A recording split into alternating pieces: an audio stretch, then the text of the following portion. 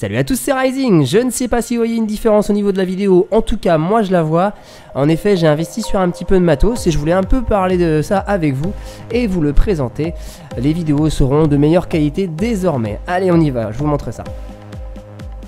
En effet, j'ai investi sur un ordinateur portable et un écran et je redécouvre le jeu, ou plutôt je découvre des paramètres du jeu au niveau graphique que je ne connaissais pas parce que je jouais avec vraiment une petite config. Et d'autant plus que là je peux mettre en qualité haute résolution avec en plus l'enregistrement derrière. Au niveau des réglages, je suis tout à fond et en plus j'enregistre et ça permet vraiment de vous offrir une qualité superbe. Donc je suis vraiment bluffé. Je vais vous expliquer un petit peu la configuration dans un premier temps que j'ai acheté et après je vous le montrerai en physique dans la vidéo. Avant d'aborder le côté technique et le détail de la configuration, je voulais confronter d'abord aux gamers qui me diraient pourquoi tu joues sur un PC portable avec un écran, pourquoi tu ne prends pas une unité centrale directement. C'est vrai qu'une unité centrale est plus pratique, notamment pour faire évoluer les composants, et on aura au même prix une configuration souvent un peu plus puissante.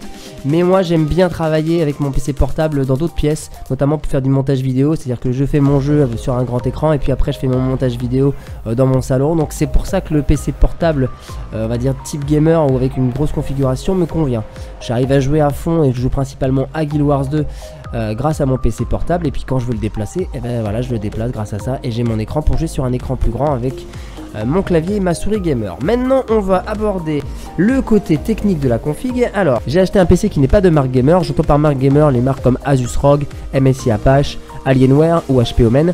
Non, c'est un HP 15BC017, écran 15 pouces Full HD mat, donc plutôt un bel écran. Au niveau de la config ensuite, il n'y a rien à envier à certains gamers. En effet, on est sur un Intel Core i5 6003 HQ, donc un processeur 4 cœurs. Il y a 16 Go de RAM, donc 16 Go de RAM c'est énorme, même si je me serais contenté de 8, mais je vais pas cracher sur 16. On a deux disques durs, un disque dur SSD de 128 pour pouvoir gérer les programmes et les systèmes d'exploitation et démarrer rapidement la machine. Et on a un disque dur de 1 Tera, donc 1000 Go pour pouvoir stocker les données personnelles. Enfin, au niveau de la carte graphique, on est sur une Nvidia GTX 960M 2 Go dédiée qui me permet de mettre le principal jeu auquel je joue, Guild Wars 2, à fond et de pouvoir enregistrer avec au moins 30 images par seconde. Donc vraiment, je suis plutôt content à ce niveau-là. Et au niveau de l'écran, j'ai choisi le modèle AOC E2275 PWQU, un écran 22 pouces que j'ai surtout choisi pour sa connectique. De toute manière, je vais vous montrer le matos maintenant. Et voilà la bête, donc vous pouvez remarquer que c'est pas une coque gamer, donc c'est pour ça qu'il n'est pas considéré comme un gamer. Donc de ce côté là on a un port USB 3, un port HDMI, un port réseau, lecteur de carte. Il n'y a pas de lecteur DVD, mais moi je m'en fiche, de toute façon ça sert plus à grand chose un lecteur DVD. Vous avez une prise jack de l'autre côté, un deuxième port USB 3 et un port USB 2. Donc je vous montre pas, mais il y a une bonne ventilation à l'arrière. Voilà, une fois qu'il est ouvert, l'écran Full HD. Mat, donc évite les reflets, donc plutôt agréable. Les charnières qui ont l'air très solides, donc ça c'est un gros plus aussi. Et puis le design il est plutôt propre, assez sobre. Le clavier est rétro-éclairé. Et avec ça, je lui ai couplé un écran Full HD AOC, donc qui n'est pas un écran type gamer, mais qui est un écran que j'ai choisi pour sa connectique élaborée, puisque avec le PC portable je suis un peu limité en connectique et j'ai pas mal de périphériques à brancher.